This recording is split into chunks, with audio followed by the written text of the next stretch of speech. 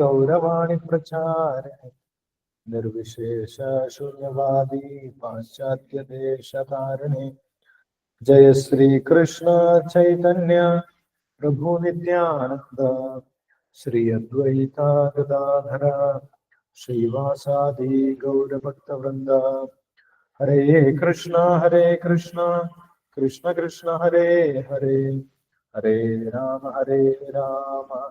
രാമ രാമ ഹരേ ഹരേ ശ്രീ ചൈതന്യ മനോഭീഷ്ടം സ്ഥാപിതം യേന ഭൂതലേ സ്വയം രൂപ കഥാ മഹ്യം ദദാതി സ്വപദാന്തികം വന്ദേഹം ശ്രീഗുരോ ശ്രീയുതാപദകമലം ശ്രീഗുരും വൈഷ്ണവാംച ശ്രീരൂപം സാഗ്രജാതം സഹഗണാ രഘുനാഥാന്വിതം തം സജീവം സാദ്വൈതം സാവധൂതം പരിജനസഹിതം കൃഷ്ണ ചൈതന്യദേവം ശ്രീരാധാകൃഷ്ണപാദാൻ സഹഗണ ലളിതാ ശ്രീ വിശാഖാന്വിതാംശ ഹേ കൃഷ്ണ കരുണാ സിന്ധോ ദീനബന്ധോ ജഗത്പതി ഗോപേശ ഗോപികാ കാന്ത രാധാകാന്ത നമോസ്തുതേ തപ്തകാഞ്ചന ഗൗരാംഗി രാധേ വൃന്ദാവനേശ്വരി വൃഷഭാനുസുതേ ദേവി പ്രണമാമി ഹരിപ്രിയേ വാഞ്ചാകൽപതരുഭ്യശ്ച കൃപാ സിന്ധുഭ്യേവ ച പതിതാനാം പാവനേഭ്യോ വൈഷ്ണവേഭ്യോ നമോ നമഃ. ഹരേ കൃഷ്ണ. എല്ലാവർക്കും സ്വാഗതം, എല്ലാ ഭക്തർക്കും സ്വാഗതം. നമ്മളിവിടെ വായിക്കുന്നത് ഭഗവത്ഗീത യഥാരൂപം. ഇസ്കോൺ സ്ഥാപകാചാര്യൻ കൃഷ്ണ കൃപാമൂർത്തി എസ് ഭക്തിവേദാന്ത സ്വാമി ശ്രീല പ്രഭുപാദർ വിവർത്തനം ഭാവാർത്ഥം നൽകിയിട്ടുള്ള ഭഗവത്ഗീത യഥാരൂപത്തിലെ 2ാമത്തെ അധ്യായമാണ് നമ്മൾ വായിച്ചുകൊണ്ടിരിക്കുന്നത്. അപ്പോൾ കഴിഞ്ഞ ശ്ലോകങ്ങളിൽ ഭഗവാൻ അർജുനന്റെ ദുഃഖങ്ങൾ ഇല്ലാതാക്കുന്നതിന് വേണ്ടി ആത്മാവ് അനശ്വരനാണ്, ആത്മാവ് ഒരിക്കലും നശിക്കുന്നില്ല, ശരീരം മാത്രമേ നശിക്കുന്നുള്ളൂ, യുദ്ധത്തിൽ ആത്മാവ് ഒരിക്കലും കൊല്ലപ്പെടുന്നില്ല, ആയുധങ്ങൾ കൊണ്ട് ആത്മാവിനെ നശിപ്പിക്കാൻ സാധിക്കില്ല എന്ന് പറഞ്ഞ് അർജുനന് ധൈര്യം നൽകി. ഇപ്പോൾ അതിനുശേഷം 30ാമത്തെ ശ്ലോകം മുതൽ 31ാമത്തെ ശ്ലോകം മുതൽ സ്വധർമ്മം അനുസരിച്ചും ക്ഷത്രിയൻ എന്നുള്ള ധർമ്മം അനുസരിച്ചും അല്ലെങ്കിൽ കർമ്മയോഗം അനുസരിച്ചും അർജുനൻ യഥാർത്ഥത്തിൽ യുദ്ധം ചെയ്യേണ്ടത് തന്നെയാണ്.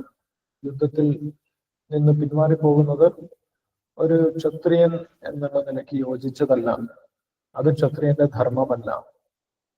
അപ്പോൾ കർമ്മയോഗം അനുസരിച്ചാണെങ്കിലും അർജുനൻ യുദ്ധം ചെയ്യുക തന്നെയാണ് വേണ്ടത് എന്ന് ഭഗവാൻ ഈ കർമ്മയോഗത്തിന്റെ ഭാഗത്തിൽ ഉറപ്പിച്ച് പറഞ്ഞു കൊടുക്കുന്നുണ്ട്.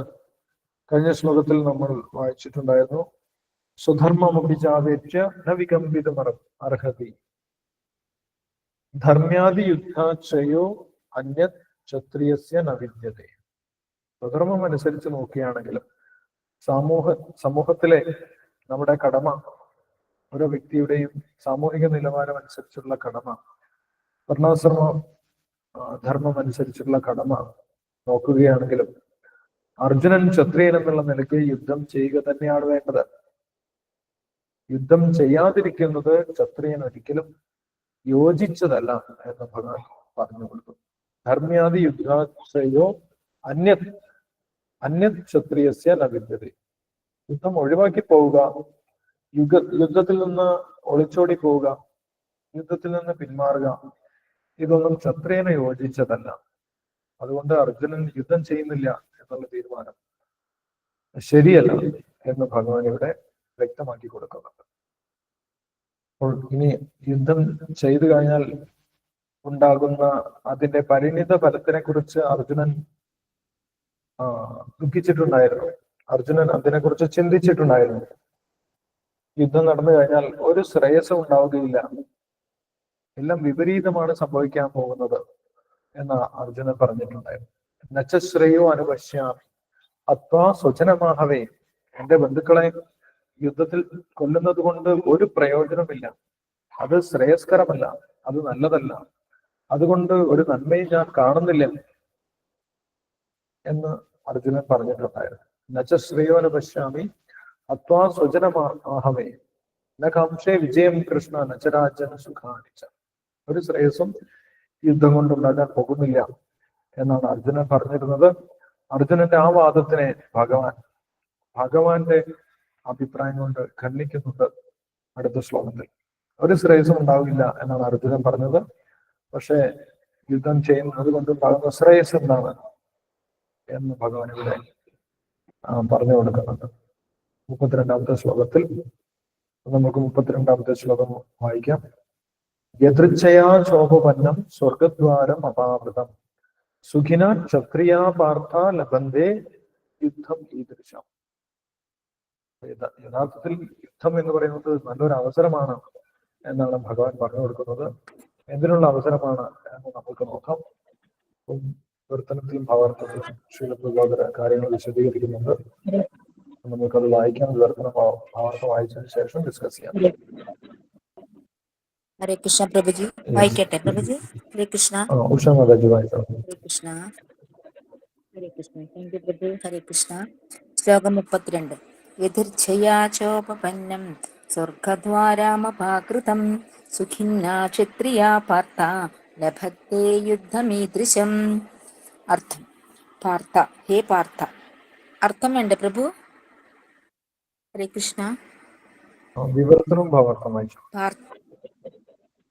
ഹരേ കൃഷ്ണ. ഹരേ കൃഷ്ണ. വിവർത്തനം. പാർത്ഥ, യാദൃച്ഛികമായി ഇതുപോലെയൊരു യുദ്ധത്തിന് അവസരം ലഭിക്കുന്ന ക്ഷത്രിയന്മാർ സന്തുഷ്ടരാണ്. എന്തെന്നാൽ സ്വർഗ കവാടം അവർക്ക് വേണ്ടി തുറക്കപ്പെട്ടിരിക്കുകയാണ്. ഭാവാർത്ഥം. ശീലപ്രഭാത് കി ജയ്. പൊരുതുന്നതുകൊണ്ട് ഒരു നന്മയും ഞാൻ കാണുന്നില്ല, അത് എന്നെന്നും നരക ജീവിതത്തിന് വഴിയൊരുക്കും എന്ന് പറഞ്ഞ് അർജുനന്റെ നിലപാടിനെ ലോകോത്തമ ഗുരുവെന്ന നിലയിൽ തള്ളിക്കളയുകയാണ് കൃഷ്ണൻ ചെയ്യുന്നത്. അറിവില്ലായ്മ കൊണ്ടാണ് അർജുനൻ ഇത്തരം പ്രസ്താവനകൾ ചെയ്യുന്നത്. തന്റെ കൃത്യനിർവഹണത്തിൽ ഹിംസയ്ക്കിടമില്ലാതെയിരിക്കണമെന്ന് അദ്ദേഹം ആശിക്കുന്നു.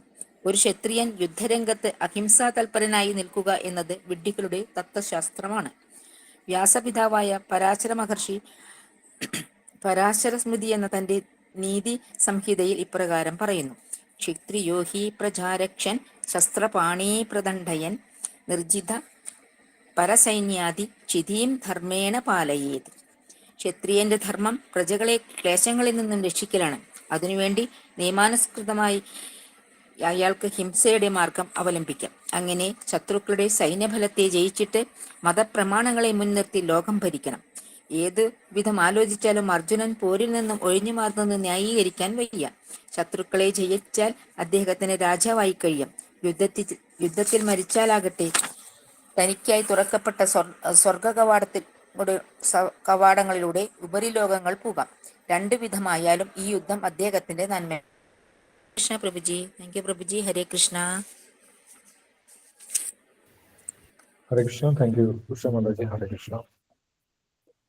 അപ്പോൾ ഭഗവാൻ പറയുന്നത് യുദ്ധം കൊണ്ട് ശ്രേയസ്സും ഉണ്ടാകുമെന്നാണ്. ക്ഷത്രിയന്മാർ യഥാർത്ഥത്തിൽ യുദ്ധത്തിന് വേണ്ടി കാത്തിരിക്കുന്നവരാണ്. യുദ്ധം ഉണ്ടാകുന്ന സമയത്ത് ഞാൻ യുദ്ധം ചെയ്യുന്നില്ല എന്നല്ല ക്ഷത്രിയൻ പറയുന്നത്. ധാർമ്മികമായിട്ടുള്ള ഒരു യുദ്ധം ഉണ്ടാകുന്ന സമയത്ത് ക്ഷത്രിയന്മാർ അതിൽ മുന്നിലുണ്ടാവും. അതുകൊണ്ടാണ് നമ്മൾക്ക് കാണാൻ സാധിക്കും കുരുക്ഷേത്ര യുദ്ധത്തിൽ കൗരവപക്ഷത്തും പാണ്ഡവപക്ഷത്തുള്ള എല്ലാവരും, കൊട്ടാരത്തിലുള്ള എല്ലാവരും അവിടെ വന്നു ചേർന്നിട്ടുണ്ടായിരുന്നു. അല്ലെ, ധർമ്മക്ഷേത്രേ കുരുക്ഷേത്രേ സമവേദ യുയുത്സവ. അവർ യുദ്ധത്തിന് കൊതിച്ചു വന്നിട്ടുള്ള ആളുകളാണ്. യുദ്ധോത്സുകരായിട്ട്. അല്ലെ, ആരും നിർബന്ധിച്ച് പറഞ്ഞയച്ചതല്ല. യുദ്ധം നടക്കുന്നുണ്ട്, അവിടേക്ക് പോകണം. അല്ലെ, അവര് എന്തെങ്കിലും ജോലിയുടെ ഭാഗമായിട്ട് വന്നതല്ല. അല്ലെ, എനിക്ക് യുദ്ധം ചെയ്തേ മതിയാവുള്ളൂ, എന്നാലേ എന്റെ ജോലി നിലനിർത്താൻ സാധിക്കുള്ളൂ, അങ്ങനെ ഒന്നും വന്നതല്ല. അവര് സ്വന്തം ഇഷ്ടപ്രകാരം ഈ യുദ്ധത്തിന് വേണ്ടി വന്നിട്ടുള്ളതാണ്. അതാണ് ക്ഷത്രിയന്മാരുടെ സ്വഭാവം എന്ന് പറയും. കലിയുഗത്തിൽ നമ്മൾക്ക് അങ്ങനെയുള്ള ക്ഷത്രിയന്മാരെ കാണാൻ സാധിക്കില്ല. കലിയുഗത്തിൽ രാജാക്കന്മാർ ഒരിക്കലും യുദ്ധം ചെയ്യുന്നില്ല. അല്ലെ, രാജാക്കന്മാര് അല്ലെങ്കിൽ ഗവൺമെന്റ് ഭരിക്കുന്ന ആളുകള് യുദ്ധം ചെയ്യുന്നില്ല. അവർ പട്ടാളക്കാരെ പറഞ്ഞയക്കുകയാണ് ചെയ്യുന്നത്. പക്ഷെ ഇവിടെ നമ്മൾക്ക് കാണാൻ സാധിക്കും, ഇവിടെ യഥാർത്ഥത്തിലുള്ള ക്ഷത്രിയന്മാരാണ് യുദ്ധം ചെയ്യുന്നത്. അതുകൊണ്ട് എല്ലാവരും, മുത്തച്ഛനായിട്ടുള്ള ഭീഷ്മ പിതാമഹൻ, കൃപാചാര്യൻ, ദ്രോണാചാര്യൻ, ഇവരൊക്കെ പ്രായമായിട്ടുള്ള വ്യക്തികളാണ്. അവർക്ക് വേണമെങ്കിൽ പറയാം, ഓ ഞങ്ങൾക്കൊക്കെ വയസ്സായി, ഇനി ഞങ്ങൾ യുദ്ധം ചെയ്യാനൊന്നും ഞങ്ങൾക്ക് പറ്റില്ല, ഞങ്ങൾ ഇവിടെ കൊട്ടാരത്തിൽ തന്നെ ഇരിക്കുന്നു, നിങ്ങൾ ചെറുപ്പക്കാരൊക്കെ പോയിട്ട് യുദ്ധം ചെയ്തോളൂ. അങ്ങനെ ഒരിക്കലും അവർ പറഞ്ഞിട്ടില്ല. യുദ്ധം ഉണ്ടായ സമയത്ത് അവരെല്ലാവരും ഇറങ്ങി വന്നു.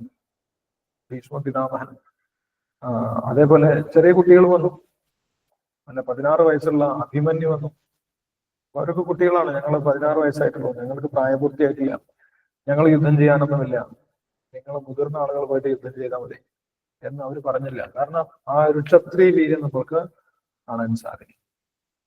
യുദ്ധേ ചാപ്യപലായനം, യുദ്ധത്തിൽ ഓടിപ്പോവാതിരിക്കുക, യുദ്ധം വരുന്ന സമയത്ത് മുന്നിട്ട് വന്ന് യുദ്ധം ചെയ്യുക, ഇതാണ് ക്ഷത്രിയന്മാരുടെ സ്വഭാവം. അപ്പൊ യഥാർത്ഥത്തിലുള്ള ഇങ്ങനെയുള്ള യുദ്ധം ചെയ്യുന്ന ക്ഷത്രിയന്മാരെയൊന്നും കലിയുഗത്തിൽ നമ്മൾക്ക് കാണാൻ സാധിക്കില്ല. കലിയുഗത്തിൽ വേറെ തരത്തിലുള്ള യുദ്ധങ്ങളും ഒക്കെയാണ്, അല്ലെ? അത് വേറെ രീതിയിലാണ് നടക്കുന്നത്. നേർക്കുനേരെയുള്ള യുദ്ധം അത് ക്ഷത്രിയന്മാർക്ക് പറഞ്ഞിട്ടുള്ള, ക്ഷത്രിയ വീര്യമുള്ളവർക്ക് പറഞ്ഞിട്ടുള്ളതാണ്. അപ്പോൾ ആരും നിർബന്ധിക്കാതെ തന്നെ അവര് യുദ്ധം ചെയ്യാൻ പോകും. ആ യുദ്ധം ചെയ്യുന്നത്, പ്രജകളെ സംരക്ഷിക്കുന്നത്, ആയുധം കൊണ്ട് കുറ്റക്കാരെ, ക്രിമിനലുകളായിട്ടുള്ള ആളുകളെ ശിക്ഷിക്കുന്നത് ക്ഷത്രിയന്റെ ഡ്യൂട്ടിയാണ്. പരാശര സംഹിതയിൽ നിന്നും ശ്രീല പ്രഭുപാദർ ശ്ലോകം എടുത്തു പറയുന്നുണ്ട്. പരാശര സ്മൃതിയിൽ വ്യാസദേവന്റെ പിതാവാണ് പരാശര മഹർഷി. ക്ഷത്രിയോ ഹി പ്രജാരക്ഷൻ ശസ്ത്രപാണി പ്രദണ്ഡയൻ നിർജിത്യ പരസൈന്യാദി ക്ഷിതിൻ ധർമ്മേണ പാലയേൻ. ക്ഷിതി, ഈ ഭൂമിയിൽ ധർമ്മം നിലനിർത്തേണ്ടത് ക്ഷത്രിയന്റെ ചുമതലയാണ്. ആരെങ്കിലും ധർമ്മത്തിന് വിപരീതമായിട്ട് പ്രവർത്തിക്കുന്നത് കണ്ടാൽ അവർക്ക് നേരിട്ട് ആ വ്യക്തിയെ ശിക്ഷിക്കാം. എവിടെയും കോടതിയിലൊന്നും പോകേണ്ട ആവശ്യമില്ല. ആരെങ്കിലും അധർമ്മം പ്രവർത്തിക്കുന്നത് കണ്ടാൽ അവർക്ക് അപ്പോൾ തന്നെ ആയുധമെടുത്ത് അവരെ ശിക്ഷിക്കാം. ക്ഷത്രിയോഹി പ്രജാരക്ഷൻ ശസ്ത്രപാണി പ്രദണ്ഡൻ, അവരെ ഉപദേശിക്കുകയെന്നല്ല ചെയ്യുന്നത്. അയ്യോ നിങ്ങൾ അങ്ങനെ ചെയ്യരുത്, അല്ല ഒരു കുട്ടിയെ ഉപദ്രവിക്കുന്ന സമയത്ത്, അല്ലെങ്കിൽ ഒരു മൃഗത്തെ, ഒരു പശുവിനെ കൊല്ലുന്ന സമയത്ത് നിങ്ങൾ അങ്ങനെ ചെയ്യാൻ പാടില്ല എന്നൊന്നും പറഞ്ഞ് ഉപദേശിക്കുകയല്ല ചെയ്യുന്നത്. ഹിംസ ചെയ്യുന്നവരെ ഹിംസ കൊണ്ട് തന്നെയാണ് നേരിടേണ്ടത്. അല്ലെ, ക്രിമിനലുകളായിട്ടുള്ള ആളുകൾ ഒരിക്കലും നമ്മുടെ ഉപദേശമൊന്നും കേൾക്കാൻ പോകുന്നില്ല. അവർ നമ്മൾ ഉപദേശിക്കുകയാണെങ്കിൽ നമ്മളെ കൂടി അവര് ഉപദ്രവിക്കും. അതാണ് അവരുടെ മെന്റാലിറ്റി. അപ്പോൾ അവരെ ആയുധം കൊണ്ട് നേരിട്ട് തന്നെ ശിക്ഷിക്കാനുള്ള അധികാരം ആർക്കുണ്ടായിരുന്നു? ക്ഷത്രിയന്മാർക്കുണ്ടായിരുന്നു. അങ്ങനെയാണ് സമൂഹത്തിൽ ധർമ്മം പുലരുന്നത്. അധാർമികമായിട്ടുള്ള വ്യക്തികളെ ശിക്ഷിക്കാതിരുന്നു കഴിഞ്ഞാൽ, അപ്പോൾ തന്നെ അവർക്ക് ശിക്ഷ കൊടുക്കാതിരുന്നു കഴിഞ്ഞാൽ, അധർമ്മം ചെയ്യുന്നത് വർദ്ധിക്കുകയാണ് ചെയ്യുന്നത്. അല്ലെ, ആരോ ഒന്നും ചോദിക്കാനില്ല. കോടതിയിൽ പോയാലും കുറെ സമയമാവും. വിധിയൊക്കെ വരണമെങ്കിൽ അതിന്റെ ഇടയ്ക്ക് എങ്ങനെയെങ്കിലുമൊക്കെ രക്ഷപ്പെടാം, രാഷ്ട്രീയ സ്വാധീനം ഉപയോഗിച്ചോ ഒക്കെ നമ്മൾക്ക് രക്ഷപ്പെടാം എന്നുള്ള ഒരു ചിന്താഗതി ക്രിമിനലുകൾക്കുണ്ടാവും. അങ്ങനെ കുറ്റം ചെയ്യുന്നത് ഒരു തെറ്റല്ലാതായിട്ട് സമൂഹത്തിൽ മാറും. കലിയുഗത്തിൽ നമുക്കിത് കാണാൻ സാധിക്കും. കലിയുഗത്തിൽ യഥാർത്ഥ ക്ഷത്രിയന്മാരില്ല എന്ന് നമ്മൾക്ക് പറയാൻ സാധിക്കും. അല്ലെ, പരീക്ഷിത് മഹാരാജാവ് ഒരു വ്യക്തി ഒരു പശുവിനെ ഉപദ്രവിക്കുന്നത് കണ്ട സമയത്ത് പശുവിന്റെ കാല് വെട്ടുന്നുണ്ടായിരുന്നു. അദ്ദേഹം വാളുപയോഗിച്ച് ഒരു പശുവിന്റെ കാല് വെട്ടുന്നു. അത് കണ്ട ഉടനെ തന്നെ പരീക്ഷിത് മഹാരാജാവ് അദ്ദേഹത്തിനെ വാളെടുത്ത് കൊല്ലാൻ പോയി. അല്ലെ, ഞാൻ കേസ് കൊടുക്കും, ഞാൻ കോടതിയിൽ പോകും എന്നൊന്നല്ല പറഞ്ഞത്. അദ്ദേഹത്തിന് ആ സമയത്ത് തന്നെ ശിക്ഷിക്കാൻ പോയി. അപ്പൊ ഇങ്ങനെയാണ് സമൂഹത്തിൽ ധർമ്മം പുലർത്തുന്നത് എന്ന് പറയുന്നത്. ക്രിമിനലുകൾ അപ്പോൾ തന്നെ ശിക്ഷ കൊടുക്കണം. അതിനുള്ള കഴിവ് രാജാവിനുണ്ടായിരുന്നു, ക്ഷത്രിയനുണ്ടായിരുന്നു. അങ്ങനെ ഒരു രാജാവ് സമൂഹത്തിലുണ്ടെങ്കിൽ സമൂഹത്തിൽ ധർമ്മം പുലരും. പക്ഷെ അങ്ങനെയുള്ള രാജാക്കന്മാർ കലിയുഗത്തിൽ ഇല്ലാത്തതുകൊണ്ട് നമ്മൾക്ക് കാണാൻ സാധിക്കും എല്ലാ സ്ഥലത്തും ക്രിമിനലുകൾ വർദ്ധിച്ചുകൊണ്ടിരിക്കുകയാണ്. അല്ലെ, കുറ്റം ചെയ്യാത്ത ആളുകളില്ല. തെറ്റ് ചെയ്യുന്നത് വലിയ കാര്യമായിട്ട് കൊണ്ട് നടക്കുന്നു ആളുകൾ. തെറ്റ് ചെയ്യുന്നത്, ലഹരി വസ്തുക്കൾ ഉപയോഗിക്കുന്നത്, അല്ലെങ്കിൽ കുറ്റകൃത്യങ്ങളൊക്കെ ചെയ്യുന്നത് അവരുടെ ഒരു ക്രെഡിറ്റിന്റെ ഭാഗമായിട്ട് എടുക്കും. ഇതൊക്കെ കലിയുഗത്തിന്റെ സ്വഭാവമാണ്. യഥാർത്ഥ ക്ഷത്രിയന്മാർ ഇല്ലാത്തതിന്റെ അഭാവമാണ് നമ്മൾ കലിയുഗത്തിൽ കാണുന്നത്. ക്ഷത്രിയന്മാരല്ല കലിയുഗത്തിൽ രാജ്യം ഭരിക്കുന്നത്. അപ്പോൾ അവിടെ പോയാലും രക്ഷപ്പെടാം, അവര് നമ്മളെ രക്ഷിക്കും എന്ന് ക്രിമിനലുകൾക്ക് വിശ്വാസമുണ്ട്. അതുകൊണ്ട് കലിയുഗത്തിൽ നമ്മൾ തെറ്റ് ചെയ്യുന്നവരെല്ലാം സുഖമായിട്ട് സമൂഹത്തിൽ നടക്കുന്നത് കാണാൻ സാധിക്കും. അല്ലെ, മഹാഭാരതത്തിൽ ഒരു കഥ പറയുന്നുണ്ട്. അവിടെ പാണ്ഡവന്മാർ ഓരോരുത്തരും ഓരോ കാഴ്ച, പ്രത്യേകം പ്രത്യേകം കാഴ്ചകൾ കണ്ടിട്ടുണ്ടായിരുന്നു. ഓരോ ഒരു പ്രത്യേക കാഴ്ച. അപ്പോൾ ആ കാഴ്ചയുടെ അർത്ഥം എന്താണ് എന്ന് യുധിഷ്ഠിര മഹാരാജാവിനോട് അവർ ചോദിക്കുന്നു. അപ്പോൾ യുധിഷ്ഠിര മഹാരാജാവ് ഓരോ കാഴ്ചയ്ക്കും അതിന്റെ അർത്ഥം വിശദീകരിച്ചു കൊടുക്കുന്നു. അപ്പോൾ അർജുനൻ കണ്ട ഒരു കാഴ്ചയെ കുറിച്ച് അർജുനൻ പറഞ്ഞിട്ടുണ്ടായിരുന്നു. ഞാനിങ്ങനെ നടന്നു പോകുന്ന സമയത്ത് പെട്ടെന്നൊരു കൊട്ടാരം എന്റെ മുന്നിൽ പ്രത്യക്ഷമായി. ആ കൊട്ടാരത്തിനകത്ത് കയറി കഴിഞ്ഞ സമയത്ത് അവിടെ ഒരു രാജാവ് ഇരിക്കുന്നത് കണ്ടു. രാജാവ് എന്താണ് ചെയ്യുന്നത്? രാജാവ് ചെയ്യുന്നത് എന്താണ്? രാജാവ് ഒരു ആനയെ പിടിച്ച് ഒരു സൂചിക്കുഴയ്ക്കകത്തുകൂടി കടത്തിവിടുകയാണ് എന്ന് പറഞ്ഞു. എന്ത് സംഭവിച്ചു? ആന ആ സൂചിക്കുഴയ്ക്കകത്തുകൂടെ സുഖമായിട്ട് പുറത്തേക്ക് പോയി. സൂചിയുടെ ദ്വാരം, ആ സൂചിക്കുഴ വളരെ ചെറുതായിരിക്കും. അപ്പോൾ ആ ആന സൂചിക്കുഴയ്ക്ക് അകത്തുകൂടെ പുറത്തേക്ക് പോയി. ആനയുടെ വാല് ആ സൂചിയുടെ ദ്വാരത്തിൽ കുടുങ്ങിപ്പോയി, തങ്ങിപ്പോയി. അത് പുറത്തേക്ക് പോകുന്നില്ല. ഇങ്ങനെ ഒരു കാഴ്ചയാണ് ഞാൻ കണ്ടിട്ടുള്ളത് എന്ന് യുധിഷ്ഠിര മഹാരാജാവിനോട് പറഞ്ഞത്. ഇതിന്റെ അർത്ഥം എന്താണ്? ഇത് സ്വപ്നമാണോ അതിഭ്രമമാണോ എന്താണ് എനിക്ക് മനസ്സിലാവുന്നില്ല എന്ന് അർജുനൻ പറഞ്ഞ സമയത്ത് യുധിഷ്ഠിര മഹാരാജാവ് പറഞ്ഞു, ഇത് കലിയുഗത്തിലെ രാജാവിനെയാണ് നീ കണ്ടിട്ടുള്ളത്. കലിയുഗത്തിലുള്ള രാജാക്കന്മാർ, ഗവൺമെന്റ് ഇങ്ങനെയായിരിക്കും. ആനയെ സൂചിക്കകത്തുകൂടെ പുറത്തേക്ക് വിടുക എന്ന് പറഞ്ഞു കഴിഞ്ഞാൽ എന്താണ്? വലിയ വലിയ കൊള്ളക്കാരെ, വലിയ വലിയ കുറ്റം ചെയ്യുന്ന ആളുകളെ അതിനെ ഏതെങ്കിലും നിയമത്തിന്റെ പഴുത് കണ്ടുപിടിച്ച് അതിനകത്തുകൂടെ രക്ഷിക്കും. രാജാവ് തന്നെ, ഭരിക്കുന്നവർ തന്നെ കുറ്റം ചെയ്യുന്നവരെ രക്ഷിക്കും. നിയമത്തിന്റെ പേര് പറഞ്ഞ് നിയമത്തിന്റെ പഴുതൊക്കെ കണ്ടുപിടിച്ച് അവരെങ്ങനെയും രക്ഷിക്കും. അങ്ങനെ വലിയ വലിയ കൊള്ളക്കാർക്കും കള്ളന്മാർക്കും ഒക്കെ സമൂഹത്തിൽ സുഖമായിട്ട് നടക്കാനുള്ള അവസരം ഉണ്ടാകും.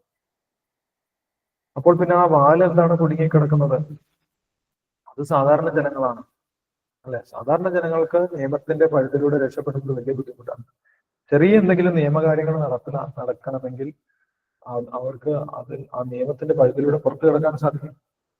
ഒരു വില്ലേജ് ഓഫീസിൽ പോയി കഴിഞ്ഞാൽ എന്താണ്, ഒരു പേര് മാറ്റണമെങ്കിൽ തന്നെ ഒരു 10 പ്രാവശ്യം നടക്കണം, എന്നാലും ശരിയാവില്ല. ഇങ്ങനെ കലിയുഗത്തിൽ നേരെ വിപരീതമാണ്. രാജാക്കന്മാർ തന്നെ അധർമ്മത്തിന് കൂട്ടുനിൽക്കുന്ന രാജാക്കന്മാരായിരിക്കും എന്നും മഹാഭാരതത്തിൽ നേരത്തെ തന്നെ പറയുന്നുണ്ട്. അപ്പോൾ അത് ക്ഷത്രിയന്മാരുടെ അഭാവമാണ്. ക്ഷത്രിയന്മാരില്ല സമൂഹത്തിൽ. ഭരിക്കുന്ന എല്ലാവരും ശൂദ്രന്മാരാണ്. അവരെല്ലാവരും കള്ളന്മാർക്ക് കൂട്ടുനിൽക്കുന്ന ആളുകളാണ്. അതുകൊണ്ട് കള്ളന്മാർക്കും കൊള്ളക്കാർക്കും സുഖമായിട്ട് സമൂഹത്തിൽ മാന്യന്മാരായിട്ട് തല ഉയർത്തിക്കൊണ്ട് അവർക്ക് നടക്കാൻ സാധിക്കും. കലിയുഗത്തിൽ നടക്കുന്നതാണ്. പക്ഷേ ക്ഷത്രിയനുണ്ടെങ്കിൽ എന്ത് ചെയ്യുമായിരുന്നു? ആ സമയത്ത് തന്നെ അവർക്ക് ശിക്ഷിക്കാം. എന്തെങ്കിലും ഒരു തെറ്റ് ചെയ്തു കഴിഞ്ഞാൽ അപ്പോൾ തന്നെ ശിക്ഷിക്കാം. പോലീസിൽ പോയി കേസ് കൊടുത്ത് പോലീസ് കോടതിയിൽ സബ്മിറ്റ് ചെയ്ത് കോടതി വ്യവഹാരമൊക്കെ നടത്തി വർഷങ്ങൾ കാത്തിരുന്ന് ഏതെങ്കിലും നിയമത്തിന്റെ പഴുത്തിലൂടെ ആ വ്യക്തി രക്ഷപ്പെടും. അങ്ങനെ കാത്തിരിക്കേണ്ട ആവശ്യമില്ല. ക്ഷത്രിയൻ അപ്പോൾ തന്നെ ശിക്ഷിക്കാം എന്നാണ് ഇവിടെ പറയുന്നത്. അത് ക്ഷത്രിയന്റെ ധർമ്മമാണ്. ക്ഷത്രിയോഹി പ്രജാരക്ഷൻ. പ്രജകളെ രക്ഷിക്കേണ്ടത് ക്ഷത്രിയന്റെ ചുമതലയാണ്. എങ്ങനെയാണ്? ശസ്ത്രപാണി പ്രതണ്ഡയൻ. അദ്ദേഹം ആയുധം കയ്യിലുണ്ടായിരിക്കണം. ക്ഷത്രിയന്റെ കയ്യിൽ എപ്പോഴും ആയുധം ഉണ്ടായിരിക്കണം. എന്തിനാണ്? വെറുതെ കാണാൻ വേണ്ടിയിട്ടല്ല. പ്രതണ്ഡയൻ, ശിക്ഷിക്കാൻ വേണ്ടി. കൊല്ലണമെങ്കിൽ കൊല്ലേണ്ടി വരും. ക്രിമിനലുകളെ കൊല്ലാം. ആദതായികളായിട്ട് പ്രഖ്യാപിച്ചവരെ കൊല്ലാം. ആർക്ക് വേണമെങ്കിലും കൊല്ലാം. അല്ല, ആദതായിക എന്താണെന്ന് നമ്മൾ കേട്ടു. ആദതായികൾ ആരാണ്? മറ്റുള്ളവരുടെ സ്വത്ത് കൊള്ളയടിക്കുന്നവർ, വീടിന് തീ വയ്ക്കുന്നവർ, ഭാര്യയെ അപഹരിക്കുന്നവർ, വിഷം കൊടുത്ത് കൊല്ലാൻ ശ്രമിക്കുന്നവർ, ഇങ്ങനെ ഉള്ള ക്രിമിനലുകളൊക്കെ ആർക്ക് വേണമെങ്കിലും കൊല്ലാം. അതിന് കോടതിയിലും പോലീസിന്റെ അടുത്തും പോകേണ്ട ആവശ്യമുണ്ടായിരുന്നില്ല. അങ്ങനെയാണ് സമൂഹത്തിൽ ധർമ്മം പുലരുന്നത്. അതാണ് ക്ഷത്രിയന്റെ ചുമതല എന്നിവിടെ പരാശര മഹർഷി പറയുന്നുണ്ട്. അപ്പോൾ ഇവർ ആദതായികളാണ്, തെറ്റ് ചെയ്ത ആളുകളാണ്, ക്രിമിനലുകളാണ്. ഈ പറഞ്ഞ എല്ലാ തെറ്റുകളും അവർ ചെയ്തിട്ടുണ്ട്. സ്വത്ത് കൊള്ളയടിക്കാൻ നോക്കിയിട്ടുണ്ട്, വീടിന് തീ വെച്ചിട്ടുണ്ട്, ഭാര്യയെ അപഹരിച്ചിട്ടുണ്ട്, വിഷം കൊടുത്ത് കൊല്ലാൻ ശ്രമിച്ചിട്ടുണ്ട്. ഇതൊക്കെ അവർ ചെയ്തിട്ടുണ്ട്. അതുകൊണ്ട് അവർ വലിയ ക്രിമിനലുകളാണ്. അവരെ ആർക്ക് വേണമെങ്കിലും കൊല്ലാം. എന്നിട്ടും നീ എന്താണ് പറയുന്നത്? അർജുൻ എന്താണ് പറയുന്നത്? പാപമേവാശ്രയേ തസ്മാൻ ഹത്വൈതാൻ ആദതായ. ഇവർ ആദതായികളാണെങ്കിലും അവരെ കൊന്നു കഴിഞ്ഞാൽ എനിക്ക് പാപമാണ് ഉണ്ടാകാൻ പോകുന്നത് എന്നാണ് അർജുനൻ പറഞ്ഞത്. അത് അർജുനന്റെ അറിവില്ലായ്മയാണ് എന്നാണ് ഭഗവാൻ ഇവിടെ പറയുന്നത്. ഭഗവാൻ പറയുന്നത് എന്താണ്? ധർമ്മത്തിന് വേണ്ടി യുദ്ധം ചെയ്തു കഴിഞ്ഞാൽ ആ ധർമ്മയുദ്ധത്തിൽ കൊല്ലപ്പെടുന്ന ഒരു വ്യക്തിക്ക് സ്വർഗത്തിലേക്ക് പോകാൻ സാധിക്കും. ഉയർന്ന ലോകമാണ് ലഭിക്കുന്നത്. യദൃച്ഛയാ ചോപപന്നം സ്വർഗദ്വാരം അപാവർത്തനം സുഖിന ക്ഷത്രിയ പാർത്ഥ ലഭത്തെ യുദ്ധമേദൃശം. അപ്പൊ ധർമ്മത്തിന് വേണ്ടി യുദ്ധം ചെയ്തു കഴിഞ്ഞാൽ, മറ്റുള്ളവരെ കൊന്നു കഴിഞ്ഞാൽ പാപമല്ല ലഭിക്കുന്നത്, ഉയർന്ന ലോകങ്ങളാണ് ലഭിക്കുന്നത്. അത് യുദ്ധം ചെയ്യുന്നതിന്റെ ഒരു കീർത്തിയായിട്ട്, ഒരു ശ്രേയസ്സായിട്ട് ഭഗവാൻ ഇവിടെ പറഞ്ഞു കൊടുക്കുക. അപ്പോൾ പാപം കിട്ടുമെന്ന് വിചാരിച്ച് നീ യുദ്ധത്തിൽ നിന്ന് പുറകോട്ട് പോകരുത്. ഉയർന്ന ലോകങ്ങളാണ് ധർമ്മത്തിന് വേണ്ടി യുദ്ധം ചെയ്യുന്നവർക്ക് ലഭിക്കുന്നത് എന്നിവിടെ ഭഗവാൻ വ്യക്തമാക്കി കൊടുക്കുന്നുണ്ട്. അതുകൊണ്ട് ഈ യുദ്ധം നന്മയ്ക്ക് വേണ്ടിയാണ് എന്നാണ് ഭഗവാൻ ഇവിടെ പറയുന്നത്.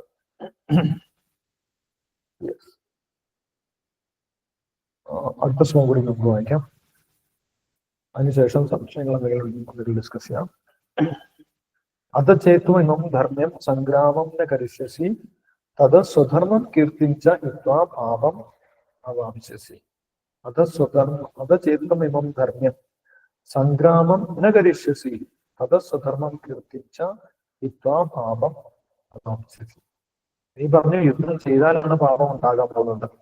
ഭഗവാൻ പറയുന്നു യുദ്ധം ചെയ്തിട്ടില്ലെങ്കിലാണ് പാപം ഉണ്ടാകാൻ പോകുന്നത്. അപ്പൊ അതെങ്ങനെയാണ് നമുക്ക് നോക്കാം. വിവർത്തനം ഭാവാർത്ഥം വായിക്കാം. അതിനുശേഷം നമുക്ക് ഡിസ്കസ് ചെയ്യാം. 33 ശ്ലോകം വായിച്ചോ.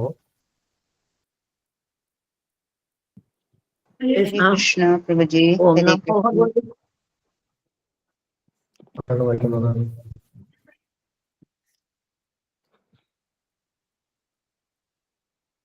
വായിച്ചോ. വിശ്വമായിട്ട് വായിച്ചോ. ഹരേ കൃഷ്ണ പ്രഭുജി. ഓം നമോ ഭഗവതേ വാസുദേവായ.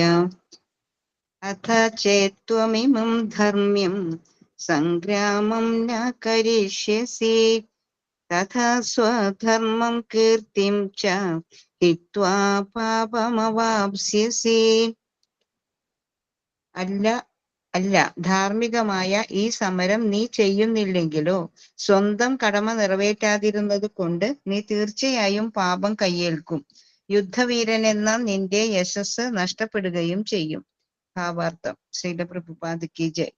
അർജുനൻ ഒരു പ്രശസ്ത യോദ്ധാവാണ്. അദ്ദേഹം അനേകം ദേവന്മാരെ, പരമശിവനെ പോലും യുദ്ധത്തിൽ തോൽപ്പിച്ച് കീർത്തി നേടിയിട്ടുണ്ട്. കാട്ടാള വേഷധാരിയായ പരമശിവനെ പൊരുതി തോൽപ്പിച്ച ശേഷം പ്രസാദിപ്പിച്ച് അദ്ദേഹത്തിൽ നിന്നും പാശുപതാസ്ത്രം സ്വീകരിക്കുകയുണ്ടായി. അദ്ദേഹം ഒരു മഹായോദ്ധാവാണെന്ന് എല്ലാവർക്കും അറിയാം. ദ്രോണാചാര്യനും ആശീർവദിച്ച് ഗുരുവിനെ പോലും ഹിംസിക്കാൻ കഴിവുള്ള ഒരു സവിശേഷ ആയുധം അർജുനനെ സമ്മാനിച്ചിരുന്നു. പിതാവായ ദേവേന്ദ്രൻ ഉൾപ്പെടെ അസംഖ്യം പ്രാമാണികരിൽ നിന്ന് വിജയോപഹാരങ്ങൾ അദ്ദേഹം നേടിയിട്ടുണ്ട്. എങ്കിലും ഈ യുദ്ധത്തിൽ നിന്ന് ഒഴിഞ്ഞു മാറിയാൽ ക്ഷത്രിയൻ എന്ന നിലയിൽ തനിക്കുള്ള കടമ നിറവേറ്റിയില്ലെന്ന് വരും. അതിനു പുറമെ ഇതേവരെ നേടിയ സൽകീർത്തിയും നഷ്ടപ്പെടും. തനിക്ക് നരകത്തിലേക്ക് വഴിയൊരുക്കലാവും അത്. മറ്റൊരു വിധത്തിൽ പറഞ്ഞാൽ യുദ്ധം ചെയ്യുന്നത് കൊണ്ടല്ല, അതിൽ നിന്ന് വിട്ടുനിൽക്കൽ കൊണ്ടാണ് അദ്ദേഹത്തിന് നരകം പോകേണ്ടി വരുന്നത്. Hare Krishna Prabhuji. Thank you പ്രഭുജി.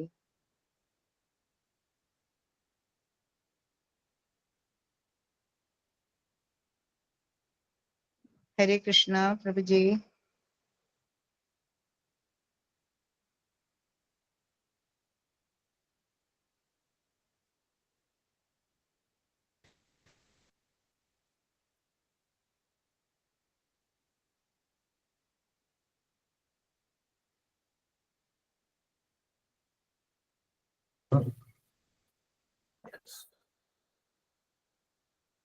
Thank you Vishnu Mataji. Hare Krishna.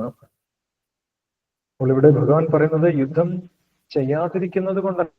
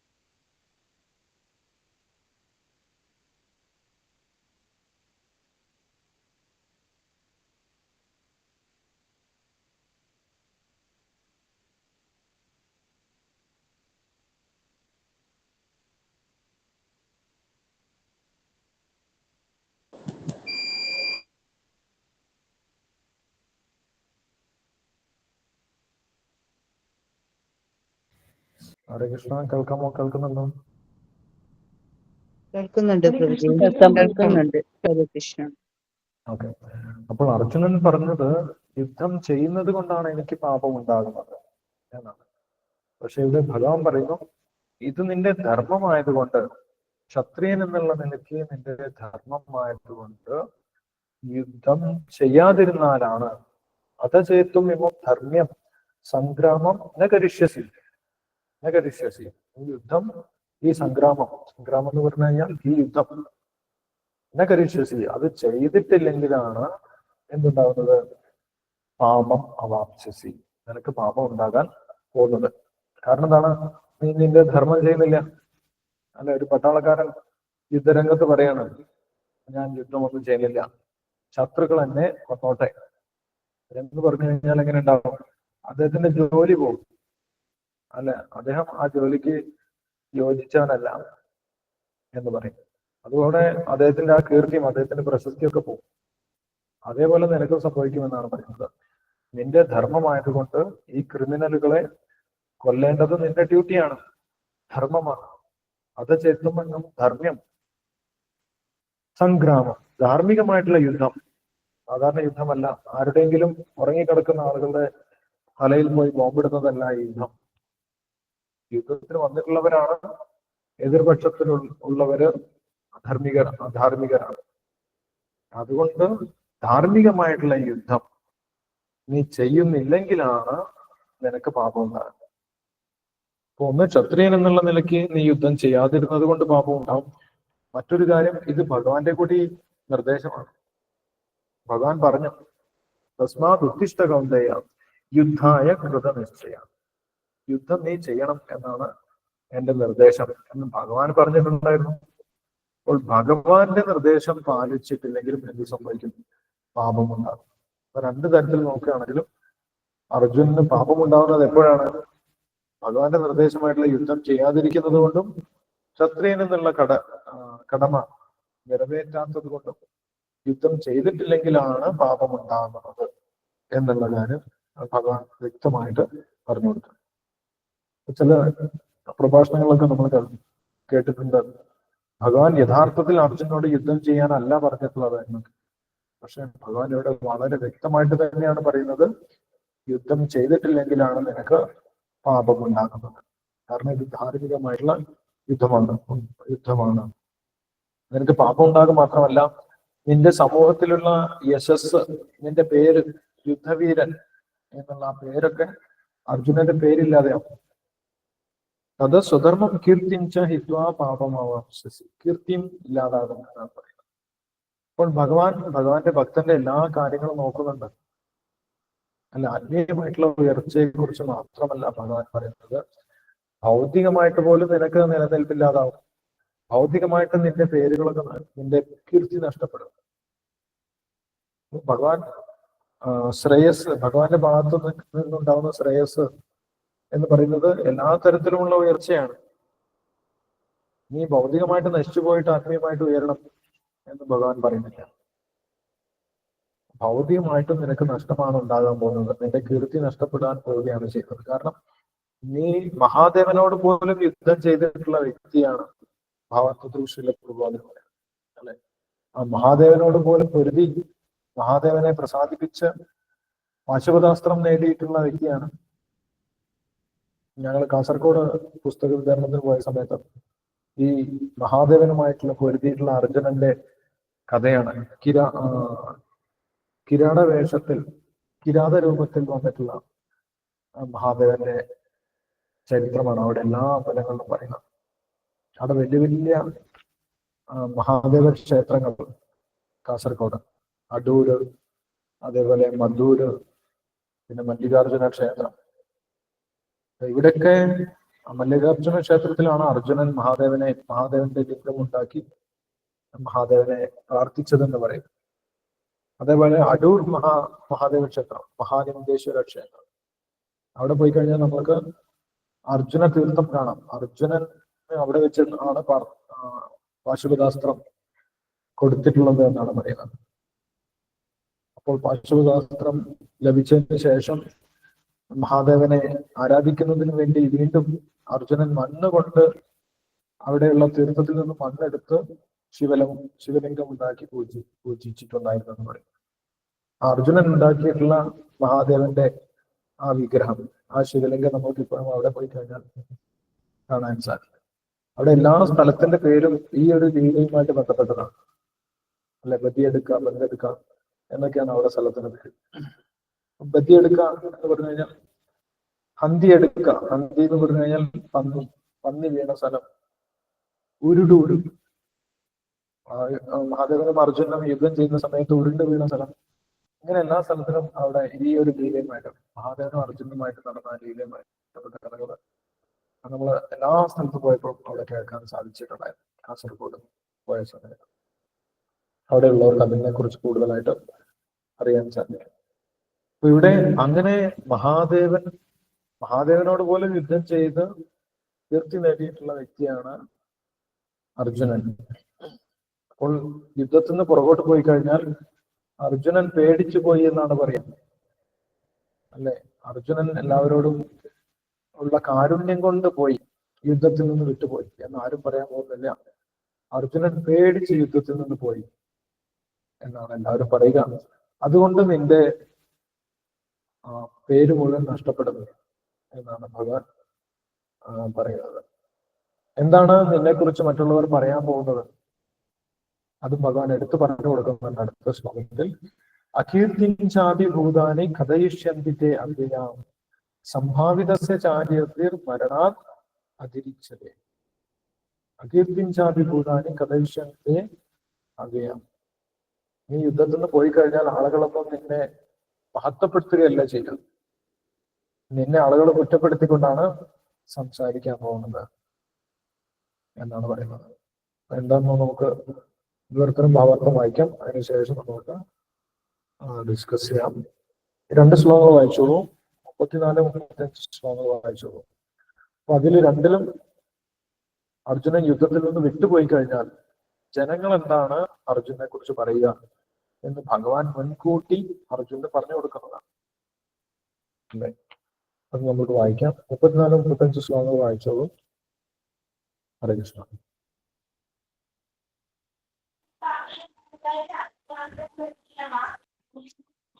ആരാ വായിക്കുന്നത്? ഹരേ കൃഷ്ണ. ഹരേ കൃഷ്ണ പ്രഭുജി. ഹരേ കൃഷ്ണ. നമോ ഭഗവതേ വാസുദേവായ. അകീർത്തിം ച വിഭൂതാനി കഥയിഷ്യന്തി തേ അവ്യയാം സംഭവാവതസ്യ ച കീർത്തിർ മരണാദതിരിച്യതേ. വിവർത്തനം. ഞങ്ങളെല്ലാം നിന്നെ പഴിക്കും. ഒരു മാന്യ വ്യക്തിക്ക് മരണത്തെക്കാൾ ദുസ്സഹമാണ് അപമാനം. ഭാവാർത്ഥം. ജയശില പ്രഭുപാദ്. സുഹൃത്തിന്റെയും തത്വചിന്തകന്റെയും നിലയിൽ കൃഷ്ണ ഭഗവാൻ യുദ്ധം ചെയ്യില്ലെന്ന അർജുനന്റെ നിശ്ചയത്തെപ്പറ്റി അവസാന വിധി അരുളുകയാണ്. അർജുന, പോരിനു മുൻപ് തന്നെ ഈ രണാങ്കണം വിട്ടുപോയാൽ നീ ഭീരുവെന്ന് വിളിക്കപ്പെടും. രണാങ്കണത്തിൽ നിന്ന് ഓടിപ്പോയി ജീവൻ രക്ഷിക്കുകയാണെന്ന് വിചാരിക്കൂ. നിനക്ക് ദുഷ്പേരുണ്ടാകും. ഇതിലും ഭേദം യുദ്ധത്തിൽ മരിക്കുകയാണ്. ഇതാണ് എൻ്റെ ഉപദേശം. നിന്നെപ്പോലെ മാന്യനായ ഒരു വ്യക്തിക്ക് മരണത്തെക്കാൾ കഷ്ടമാണ് ദുഷ്കീർത്തി. മരണത്തെ ഭയന്ന് ഇവിടം വിട്ടോടരുത്. മരണമാണതിലും ഭേദം. എൻ്റെ സൗഹാർദ്ദം ദുരുപയോഗപ്പെടുത്തിയെന്നും സമൂഹത്തിൽ നിനക്കുള്ള മാന്യത നഷ്ടപ്പെടുത്തിയെന്നുമുള്ള ദുഷ്പേരിൽ നിന്ന് അത് നിന്നെ രക്ഷിക്കും. അർജുനൻ യുദ്ധത്തിൽ നിന്ന് പിന്മാറിപ്പോകുന്നതിനേക്കാൾ ഭേദം മരിക്കുന്നതാണ് നല്ലത് എന്നതാണ് ഭഗവാന്റെ അന്തിമ തീരുമാനം. ശ്ലോകം 35. ഭയത്രണാതുപരതം മത്സ്യന്തേ ത്വാം മഹാരഥാം യേഷാം ജത്വം ബഹുമതോ ഭൂത്വാ യസ്യാസി ലാഘവം. ഭയം കൊണ്ട് മാത്രമാണ് യുദ്ധരംഗത്തിൽ നിന്ന് പോയതെന്ന് നിന്റെ പ്രശസ്തിയെ മാനിച്ചിരുന്ന മഹാരഥന്മാർ വിചാരിക്കും.